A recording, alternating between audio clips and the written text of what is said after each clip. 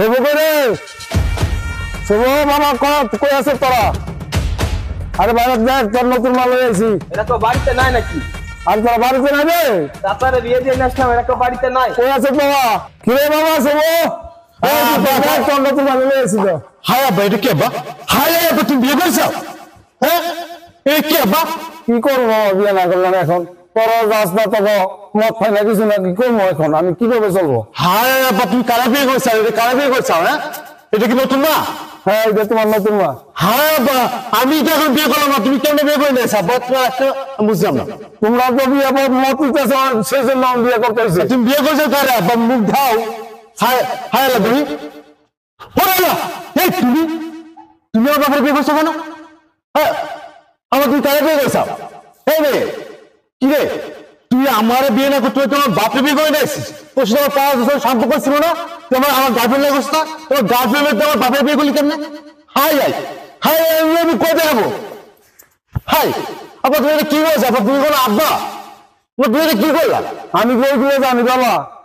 High রে high. আমরা আসতেছি রাস্তাতে ভাই, দেখি চাচা বিয়ে করে আসতেছে। আমরা বলছি, চাচা তুমি বিয়ে করছো? এই শয়তান, তুই জানো সাইড আমার বাপ লাগে? কি রে, তুমি কি করলা এটা? এখন তুমি চিল্লাচ্ছ কেন?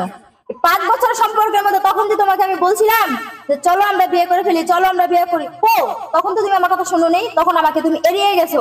দিনের পর দিন এই কথা সে কথা বলে তুমি মানে আমাকে এড়িয়ে গেছো। আমার বাবা আমাকে বিয়ে ঠিক করছে, এটা তোমার বাবা নাকি সেটা আমি জানি না। আমার বাবা আমার জন্য বিয়ে ঠিক করছে, তাই আমি আমার বাবার মতে আমি ওকে বিয়ে করি। তোর সাথে আমার 5 বছরের সম্পর্ক ছিল, আমি বিয়ে করি নাই বিয়ে, তাই বলে কি তুই আমার বাবার বিয়ে করবি? এটি কখনো আমি আশা করি না তোর কাছ থেকে। এই শোনো, তুমি আমার কাছ থেকে কি আশা করছো আর না করছো সে বিষয়ে আমার ভাববার দরকার নেই। আজ থেকে আমি তোমার মা, তুমি আমাকে সম্মান দিয়ে কথা বলবো। না চলো, রোদে পুড়ে যাচ্ছি আমি, রুমে চলো। না আব্বা, এই বাসায় যদি এই মেয়েকে নিয়ে তুমি থাকো, তাহলে আমি এই বাসায় থাকবো না, আমি আজকে চলে যাবো। তুমি যদি না থাকো না, রাস্তা রাস্তা চলে যাও। আমার জায়গা সব প্রতি যত আছে সব আমার। আমি কি করবো না করবো এটা আমার ব্যক্তিগত ব্যাপার। না, সব বিষয় আপনার ব্যক্তিগত হবে না, এটা আমারও ব্যক্তিগত ভাবতেই আপনার। তোমার নাকি আপনি যাকে বিয়ে করছেন সে আমার কে ছিল আপনি জানেন কি? জানেন আমি, সে আমার প্রেমিকা ছিল, 5 বছরের সম্পর্ক ছিল, তাকে নিয়ে আপনি বাসন করবেন আর এবারে আমি থাকবো, এটা কখনো হবে না। আমি তো তা জানি না, তুমি কি করছো না করছো জানি না। তোমার রাস্তায় গেছি আমি, তাহলে আপনি কি বলতে চাচ্ছেন? আমি এখন বিয়ে করে আনছি, বিয়ে সংসারে চালাবো। তুই যখন তোর জিজ্ঞাসা করছি যে তুই বিয়ে কর, সংসার কিভাবে চালাবো, তুই তো আমার তুই কোথায় অবস্থা, তুই এই জিজ্ঞাস গা সে জিজ্ঞাস গা, তো এখন আমি কি করবো? আর এই জন্য আমি বিয়ে করে এসেছি। এখন সংসারে চালানো একটা মানে লাগবো এই সংসারের মধ্যে। হ্যাঁ, তোমার বোঝা উচিত আছে আব্বা যে আমি এখন বিয়ে করাচ্ছি। বেকার একটা ছেলের সাথে কোন পরিবারের মেয়ে দিবে আমার সাথে? দিবে না। সেক্ষেত্রে কি তুমি একটা কাজ করতে পারতা? তুমি যখন আমাকে বিয়ে দিয়ে আসতে পারতা, সেটা তো আরো নাই। তুমি তোমার মতো বিয়ে করে নিয়ে আসছো আর বলতেছো যে আমার বাসন করবো। আবার কাকে বিয়ে করেছো? তুমি কাকে বিয়ে করছো?